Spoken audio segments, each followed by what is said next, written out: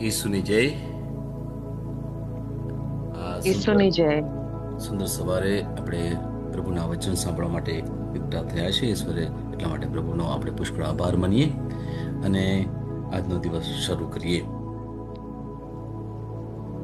રોમનો 8મો અધ્યાય એની 28મી કડી. જેઓ ઈશ્વર ઉપર પ્રેમ કરે છે અને જેઓને તેમણે પોતાના ઈરાદા અનુસાર આમંત્રણ આપ્યું છે તેમનું બધી બાબતોમાં ઈશ્વર એકંદરે સારું જ કરે છે. જેમને ઈશ્વરે અગાઉથી પસંદ કર્યા તેઓ આબેહૂબ તેમના પુત્રના જેવા જ બને તે માટે તેમને અલગ કર્યા, જેથી ઈશ્વર પુત્ર ઘણા ભાઈઓમાં સૌથી મોટા થાય. આ પ્રભુની વાણી છે, એ આપણો આધાર છે. વાલો, આપણે એક મુખ્ય વિષય વિશે વાત કરી રહ્યા છીએ ઘણા દિવસથી. મન એક યુદ્ધ ભૂમિ. અને આપણે ગઈકાલે જે વાત કરી એ છે ઈશ્વરની કૃપાથી હકારાત્મક બનવો, અને એમાં આપણે આગળ વધીએ. પ્રભુની આપણા માટે જે યોજના છે એ સંપૂર્ણ છે, અને ઈશ્વરને આપણા વિચારો સાથે સામેલ કરીએ. ઈશ્વરને આપણા શબ્દોથી કે કાર્યથી એમને અલગ ના કરીએ. એવું નહીં વિચારીએ કે હું જ કરું છું અથવા મારાથી બધું થાય, પણ ઈશ્વરને જ્યારે આપણા વિચારો, આપણા કાર્ય, આપણા શબ્દોમાં જ્યારે સામેલ કરીએ છીએ ત્યારે ખરેખર બહુ જ સફળ કાર્ય થાય છે અને ઉત્તમ કાર્ય થાય છે. એટલા માટે ઈશ્વરની યોજના સાથે આપણે સંમત થવાની સાચા અર્થમાં બહુ જ જરૂર છે. ઘણીવાર સમજણ નથી પડતી તો પણ આપણે ઈશ્વર ઉપર ભરોસો રાખીએ, એમની ઉપર વિશ્વાસ કરીએ, કારણ કે આપણો ઈશ્વર એ સાચો પરમેશ્વર છે અને તે આપણને પુષ્કળ પ્રેમ કરે છે, અને એમણે આ પ્રેમ એમના પુત્ર ઈસુ ખ્રિસ્ત દ્વારા આપણને બતાવ્યું છે. એટલે એ પ્રભુ ઈસુ ખ્રિસ્તમાં આપણે વિશ્વાસ કરવાની ખાસ જરૂર છે. જ્યારે વિશ્વાસ કરીએ છીએ ત્યારે આપણે એમના પ્રેમનો અનુભવ કરીએ છીએ, એમની શાંતિ અને આનંદનો અનુભવ કરીએ છીએ, અને એ પરમેશ્વર આપણને હર હંમેશા આશીર્વાદિત કરતા રહે છે. મેં ઘણીવાર લોકોને વાત કરી છે અને પૂછે છે, શરૂઆતમાં મળીએ ત્યારે કેમ છો, અને બધા કહે છે અમે મજામાં છીએ, સારું છે. પણ જ્યારે વચન કહે છે એ પ્રમાણે જ્યારે આપણે જોઈએ તો આપણો પ્રત્યુત્તર કેવો હોય એ કોઈ પૂછે કેમ છો તો આપણે હંમેશા એક પ્રત્યુત્તર આપણો એ હોઈ શકે કે હું આશીર્વાદિત છું. આ એક નવું જો તમે શીખી શકો તો ખરેખર તમે પ્રભુનો જે આશીર્વાદ છે એ તમે લોકોની આગળ પ્રગટ કરો છો. હું આશીર્વાદિત છું, મજામાં નહીં, સારું નહીં. આજે તમે જે બોલો છો, તમે કહેવાય ને કે મોઢાથી બોલો છો અને દિલથી તમે વિશ્વાસ કરો છો ને, એની તમે જોશો કે તમારા જીવનમાં પુષ્કળ અસર પડે છે અને તમને ખરેખર બહુ જ શાંતિનો અનુભવ થશે. તમારું જીવન બહુ સુંદર અને સરળ તમે અનુભવી કરી શકશો. એટલા માટે ઈશ્વરની કૃપા દ્વારા પોતાના જીવન વિશે હકારાત્મક વિચારવાની બહુ જરૂર છે મારા વાલાઓ. ઈશ્વરના જે વચનો આપણે જે ઘોષણા કરીએ છીએ એ વચનોને વારે વારે આપણે યાદ કરીએ અને આપણે બોલીએ. જે અત્યારે થઈ રહ્યું છે આપણને ખબર છે સારું નથી ગમતું, એમાં બહાર નીકળવાની આપણને ઈચ્છા છે, પરંતુ આ જ પરિસ્થિતિમાં પ્રભુને કામ કરવા દઈએ. જો તમને સાચા અર્થમાં કહું, દુનિયાવી રીતે આપણે જ્યારે વિચારીએ છીએ ત્યારે કોઈ પણ પરિસ્થિતિ આપણને સારી લાગતી નથી. પણ જો તમે જૂના કરારના જે બધા પાત્રો તમે જુઓ ને, આબ્રાહમ છે, મોસેસ છે, જોબ છે, ડેવિડ છે, ઘણા બધા એવા પૈગંબરો થઈ ગયા, ઘણા બધા એવા પ્રભુના સંદેશ વાહકો થઈ ગયા. એમના જીવનમાં જે પરિસ્થિતિ આવી ને ત્યારે એમણે ફક્ત ને ફક્ત પ્રભુની ઉપર આધાર રાખેલો. એ પરિસ્થિતિમાં એ લોકોએ આનંદ માણેલો, એ પરિસ્થિતિમાં એ લોકો શાંત હતા. કેમ? કારણ કે એમને ખબર હતી કે આ પરિસ્થિતિ થોડા સમય માટે છે. આના દ્વારા જ પરમેશ્વર મારા જીવનમાં બહુ જ મોટા મોટા કાર્ય કરનાર છે. અબ્રાહમનું ઉદાહરણ આપણને ખબર છે કે જ્યારે એના જીવનમાં સંતાન હતું જ નહીં, 75 વર્ષે ઈશ્વર કહે છે તું જા, બહાર નીકળ. ક્યાં જવાનું ખબર નથી, શું થશે ખબર નથી, પણ એ પરમેશ્વરનું એક વચન લઈને એ અબ્રાહમ નીકળી જાય છે બહાર. અને પરમેશ્વર એને કહે છે કે તારા દ્વારા મારે જાતિઓ ઉત્પન્ન કરવી છે, એક બાળક નહીં પણ વંશજો ઉત્પન્ન કરવા છે. અબ્રાહમને શંકા નહીં કરી. તમે વિચારો કે એક 75 વર્ષનો ઘરડો માણસ જેની ઈચ્છા હતી કે મારું કોઈ વંશજ હોય, એણે એની જે કે આશાઓ હવે છોડી દીધેલી કે હવે કશું શક્ય જ નથી. પણ ત્યાં જ પરમેશ્વર એના જીવનમાં આવે છે. કેટલા વર્ષે? ઓલમોસ્ટ એના જીવનનો અંત આવવાનો હતો. એ સમયે પરમેશ્વર કહે છે કે તારી સાથે શું સારું થનાર છે. અને પછી આપણને એના પછીની વાર્તા ખબર છે. એટલે સુધી એને બાળક થાય છે ને છતાં પણ પરમેશ્વર કહે છે કે મને તારા બાળકનું બલિ ચડાવ. અને ત્યાં પણ અબ્રાહમ ખચકાતો નથી, એટલે સુધી કે એ છરો ઉપર કરે છે એના બાળકને મારવા માટે. કેમ? કે એને વિશ્વાસ હતો કે જે ઈશ્વરે મને આશા આપી છે, જે ઈશ્વરે મને વચન આપ્યું છે કે મારા દ્વારા, મારા બાળક દ્વારા વંશજો ઉત્પન્ન કરશે, તો જો હું આ બાળકનો બલિ પણ આપી દઈશ, છતાં પણ આ બાળકને પરમેશ્વર જીવંત કરશે. Praise the lord. આ વિશ્વાસ, એટલા માટે અબ્રાહમને આપણે વિશ્વાસનો પિતા કહીએ છીએ. મારા વાલાઓ, પરમેશ્વર આપણી આટલી મોટી તો પરીક્ષા નથી લેતા, અને છતાં પણ આપણી નાની નાની જે પરીક્ષાઓ છે એમાં આપણે ઘણી વાર નિષ્ફળ જઈએ છીએ.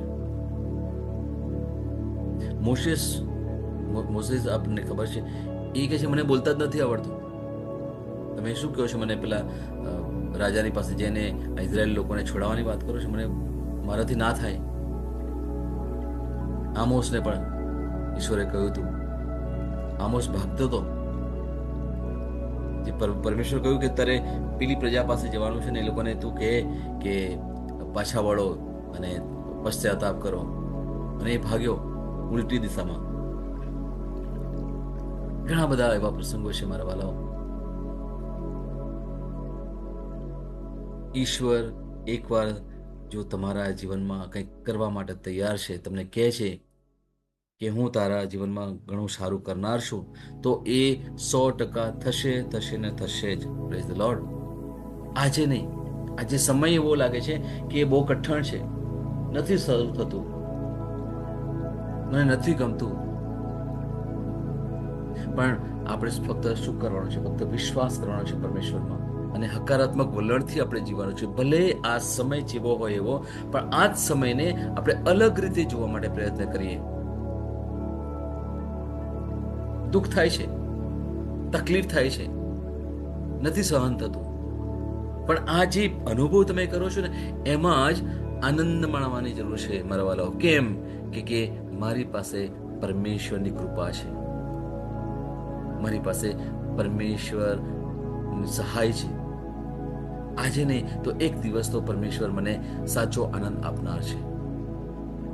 એટલા માટે આપણે પ્રભુની કૃપાથી હકારાત્મક વલણ લાવવાની બહુ જરૂર છે મારા વાલાઓ. મારે તમને એક વચન આપવું છે. રોમનનો 12મો અધ્યાય અને 16મી કડી વાંચીએ. બધાની એક સરખી કાળજી રાખો, અભિમાન ના કરો, પરંતુ સાધારણ દરજ્જાના લોકો સાથે સામેલ થાઓ. તમે જ બુદ્ધિમાન છો એમ ના સમજો.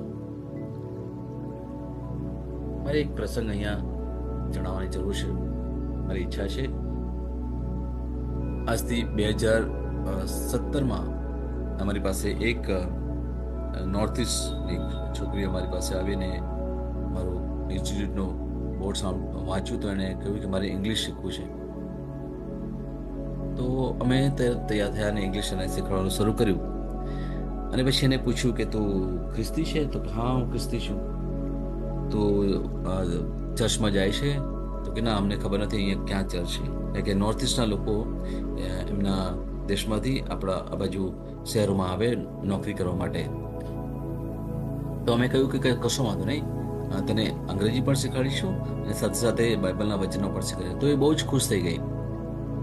પછી કે છે હું મારા બધા બીજા મિત્રો છે એમને લઈને આવું. તો અમે કહ્યું હા, ચોક્કસ લઈ આવો, એમને પણ આપણે વચન આપીશું. અને એ રીતે અમારો જે પ્રવાસ શરૂ થયો નોર્થ ઇસ્ટના લોકો સાથે.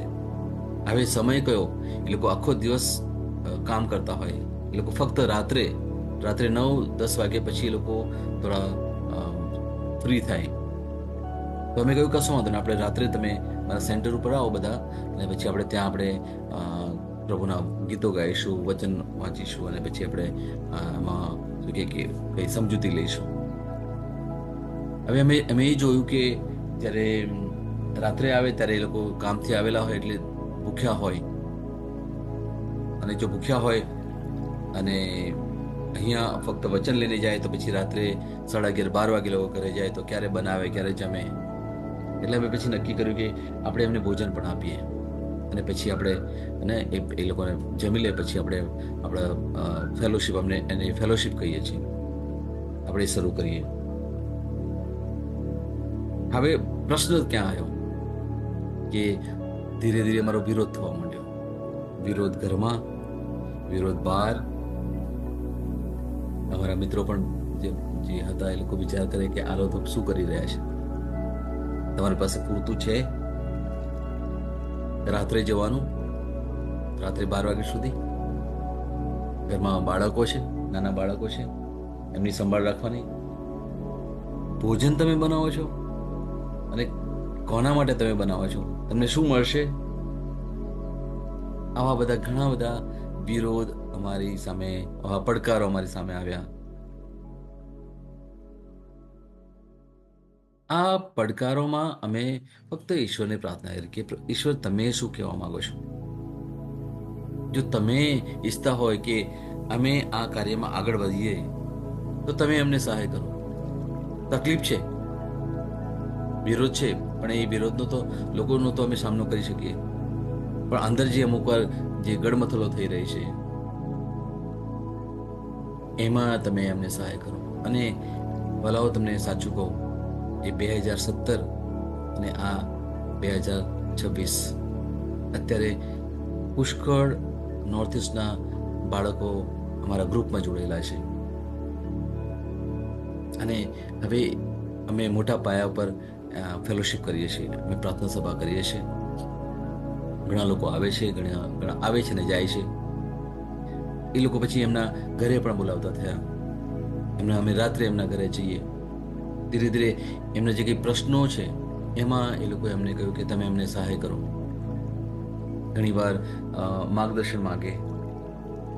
એમના બાળકો, ઘણા લોકો એવા છે જેમને છૂટાછેડા થયેલા છે, જેમના પતિ નથી, એવી બહેનો અહીંયા આવે એમના બાળકો લઈને.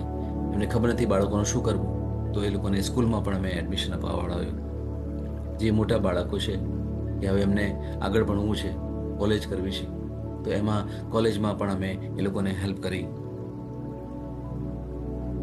અમે પરમ દિવસે મને કોઈના ઘરે બદલાવે ત્યારે એ ભાઈએ મારી સાથે વાત કરતા હતા અંગત રીતે, અને મને કહે છે કે અમે આટલા દૂરથી આવ્યા છીએ આ શહેરમાં, અમને કોણ ઓળખે, અમારું કોણ, પણ તમે અમારા મા બાપના જેવા છો, તમે અમારી સંભાળ રાખો છો.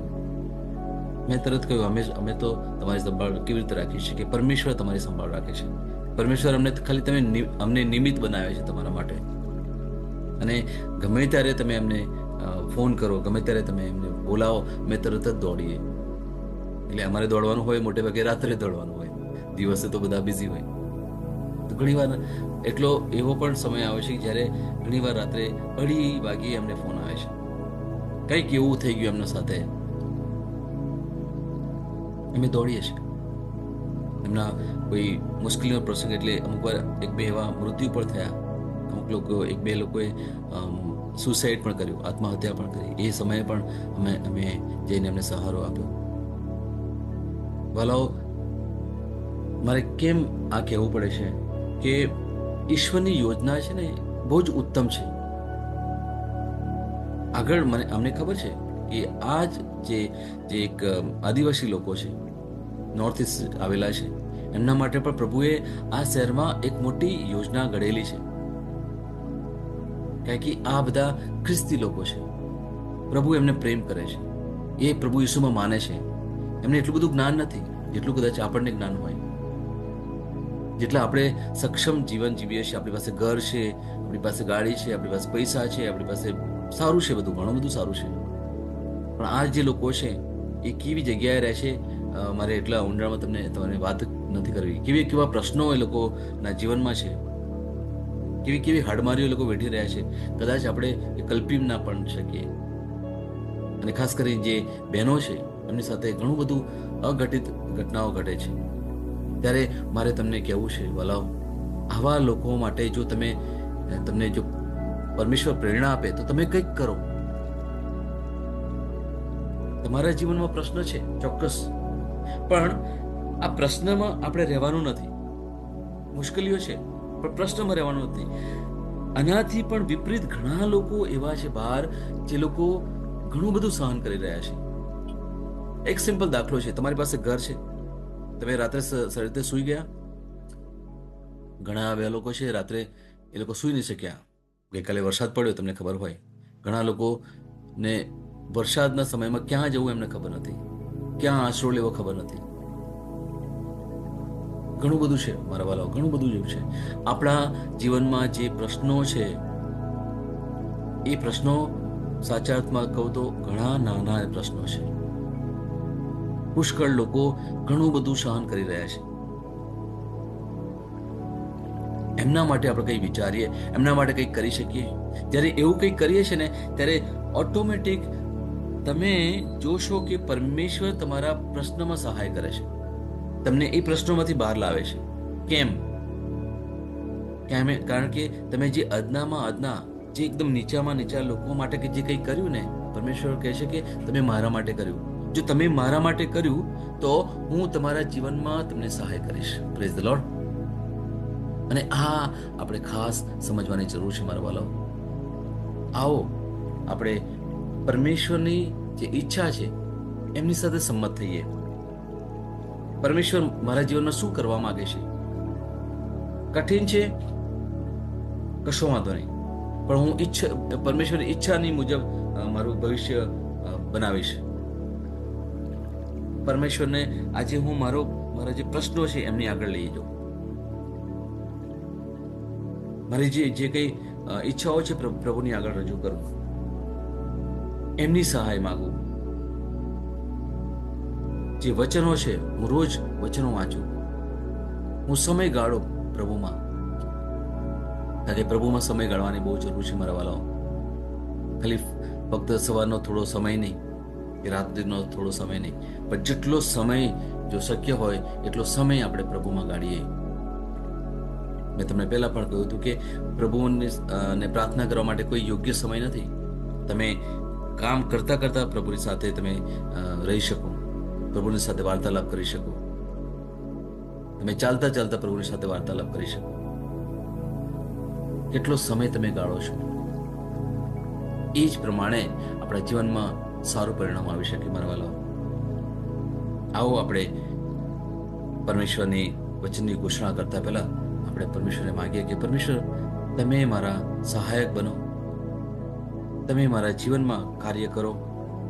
કારણ કે મારાથી શક્ય નથી, મને નથી આવડતું. હું ઘણું ઈચ્છું છું સારું કરવાનું, પણ જો નથી થતું ત્યારે પ્રભુ હું ફક્ત ને ફક્ત તમારી કૃપાથી હકારાત્મક વલણ રાખું છું પ્રભુ, જેથી તમે મારા જીવનમાં કાર્ય કરો અને આમ હું સાચો આનંદ મેળવી શકું. Praise the lord.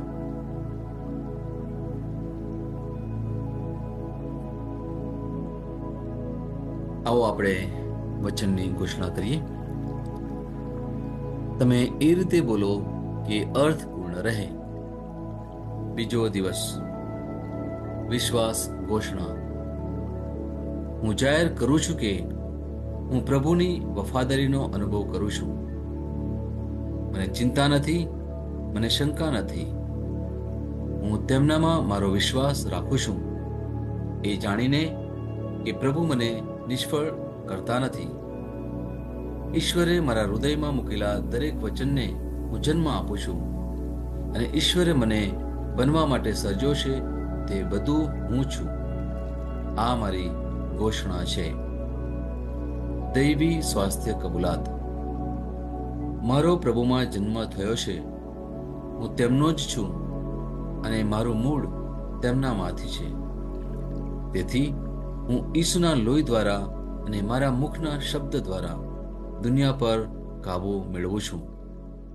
હું શૈતાન અને અંધકારના દરેક ક્ષેત્રને દૂર કરું છું, કારણ કે દુનિયામાં જે મારામાં છે તેના કરતાં તે મહાન છે. હું ઈસુના નામમાં માંદગી અને શૈતાનની કોઈ પણ વ્યૂહરચનાથી ડરવાનો ઇનકાર કરું છું. આમેન. હું જે પણ ઈસુના નામ પર બોલું તે થશે જ. હું મજબૂત છું, હું તંદુરસ્ત છું, હું ધન્ય છું, હું સમૃદ્ધ છું, હું શક્તિશાળી છું, હું અભિષિક્ત છું, હું મુક્ત છું, હું પ્રભુનો વિશ્વાસી છું, હું પ્રભુ અને મનુષ્ય દ્વારા પ્રિય છું. હું જે જોઉં છું તે નથી બોલતો, પણ જે જોવા માંગુ છું તે બોલું છું. હું એક અવિભાજ્ય બીજ છું. હું મારા પ્રભુના ઘરમાં સારી જમીન પર રોપાયો છું. હું મારા ઈશ્વરની વાડીમાં નારિયેળના ઝાડની જેમ ફૂલું ફાલું છું. હું ખરા સમયમાં મબલક પાક આપું છું. હું પ્રભુમાં તાજા લીલા વૃક્ષો જેવો છું. હું વૃદ્ધાવસ્થામાં પણ ફળધારક રહીશ. મારા પાન કદી નહીં કરમાય. હું જે પણ પ્રભુ ઈસુના નામમાં કામ કરીશ તેમાં સફળ થઈશ. ઈસુના નામમાં વસ્તુઓ હંમેશા મારા માટે કામ કરી રહી છે. હું ખ્રિસ્ત ઈસુમાં દરેક આત્મિક આશીર્વાદ મેળવનાર છું. હું મારા મનને ખ્રિસ્તના મન જેવું સંપૂર્ણ થવાનું કહું છું અને તેને નિર્દેશ આપું છું કે તે પ્રભુના વચનો દ્વારા ચાલે. હું મારા રજ્જુ અને ચેતાને જીવનની વાત કરું છું. હું મારા સ્નાયુઓ અને અસ્થિબંધન માટે તાકાત બોલું છું. હું મારા હૃદય સાથે જીવન શક્તિની વાત કરું છું. હું સામાન્ય શ્વાસની પ્રક્રિયા જાળવવા માટે મારા ફેફસા અને પેશીઓ સાથે વાત કરું છું. હું મારી કિડની, યકૃત અને સ્વાદુપિંડને સંપૂર્ણ સ્વાસ્થ્ય અર્પું છું. મારા લોહીના દરેક કોષમાં જીવન છે. મારા હાડકાં સાદા અને નાજુક અસ્થિઓ ગોઠવાયેલા, મજબૂત અને મક્કમ છે. મારી આંગળીઓ ઉત્તમ રીતે કાર્ય કરે છે. મારી આંખોનું તેજ સારું છે. મારા કાન શ્રેષ્ઠ રીતે કાર્ય કરે છે. મારી ત્વચા નવા જન્મેલા બાળક અને ઈશ્વરની સુંદરતા જેવી મુલાયમ અને તંદુરસ્ત છે. મારા વાળના મૂળ સજ્જડ છે. હું મારા વાળને મજબૂત રહેવાનો આદેશ આપું છું અને જ્યાં વૃદ્ધિની જરૂર હોય ત્યાં હું વાળ ઉગવાનું કહું છું. મારા દાંત, હવાળા, જડબા, રક્તવાહિની બધું જ સ્વસ્થ, મજબૂત અને સંપૂર્ણ છે. મારા બધા હોર્મોન્સ અને ન્યુરોકેમિકલ ટ્રાન્સમીટર એકબીજા સાથે સંપૂર્ણ સુમેળમાં છે અને તેમના કાર્યોને સામાન્ય રીતે ચલાવી રહ્યા છે. મારું પાચન તંત્ર તંદુરસ્ત છે. તમામ ખોરાકને પચાવવા સક્ષમ છે. આજ્ઞાપાલનમાં તમામ પ્રકારના વ્યસનો, માદક દ્રવ્યો, ખાવું પીવું, ટેકનોલોજી, મીડિયા, વિલંબ, ગપસપ, આળસ, અતિશય ઊંઘ, સુસ્તી, અનિવાર્ય ખરીદી અને દરેક પ્રકારનો અતિશય વપરાશ તમામને કાબૂમાં લઉં છું. જેમ ઈસુ છે તેવો જ હું છું. મારી પ્રજનન પ્રણાલી પૂરતી માત્રામાં અને સારી ગતિશીલતા દ્વારા શુક્રાણુનું ઉત્પાદન અને જમા કરી રહી છે. બહેનો માટે મારી પ્રજનન પ્રણાલી સમયસર ઈંડાકોષો ઉત્પન્ન કરે છે તથા જન્મ સુધી ગર્ભનું રક્ષણ અને પોષણ કરે છે. મારા અંગની દરેક પેશીઓ સંપૂર્ણ રીતે કાર્ય કરે છે અને હું મારા શરીરમાં કોઈ પણ ખામી કે ખોડખાપણને નકારું છું. મારી સંપૂર્ણ માનવ શરીર રચના અને શરીર વિજ્ઞાન ખ્રિસ્ત ઈસુમાં પૂર્ણ થયેલ છે. ઈસુના નામે હાલેલુયા, આમીન. ઈશ્વર પિતા મને પ્રેમ કરે છે, હું જાણું છું. ઈશ્વર પુત્ર મને પ્રેમ કરે છે, હું જાણું છું.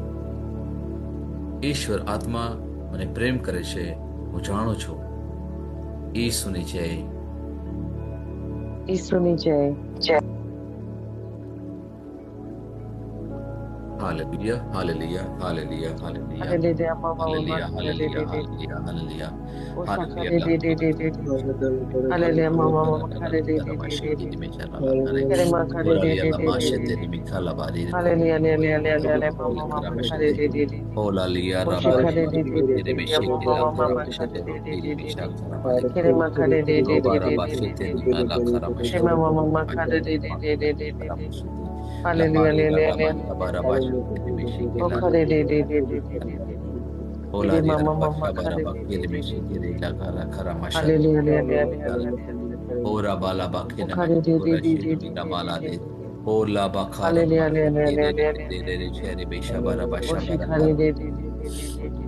Hallelujah, Ramasha,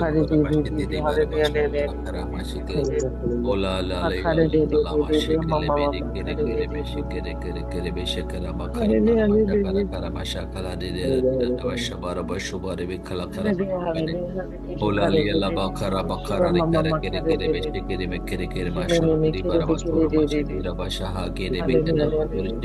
Labakaramashe Lokola Karabate, Labarabati Roho Kokanamashiti Namala Kiri Barabasha Karamashi Kiri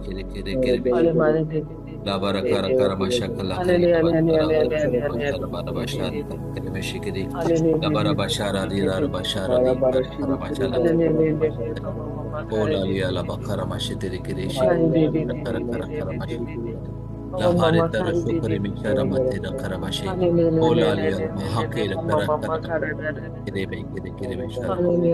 Alalia Karamashi, Kirimishotori Mishama Karamashi, the Bakale, Olalia La Kala Kalamashi, Kirimish, Shabala, the Worshipi, Alalia La Karamahachi, Kirishakara Karamashi. Hallelujah, hallelujah, hallelujah, hallelujah, hallelujah, hallelujah, hallelujah, hallelujah, hallelujah.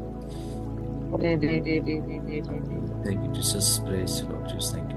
पिता परमेश्वर no जय हो. पिता परमेश्वर no जय हो. प्रभु यीशु no जय हो. प्रभु यीशु नो जय हो. पवित्र आत्मा नो जय हो. पवित्र आत्मा नो जय हो. पवित्र त्रैक्य नो जय हो. प्रभु त्रैक्य नो जय हो. यीशु ने जय. यीशु ने जय.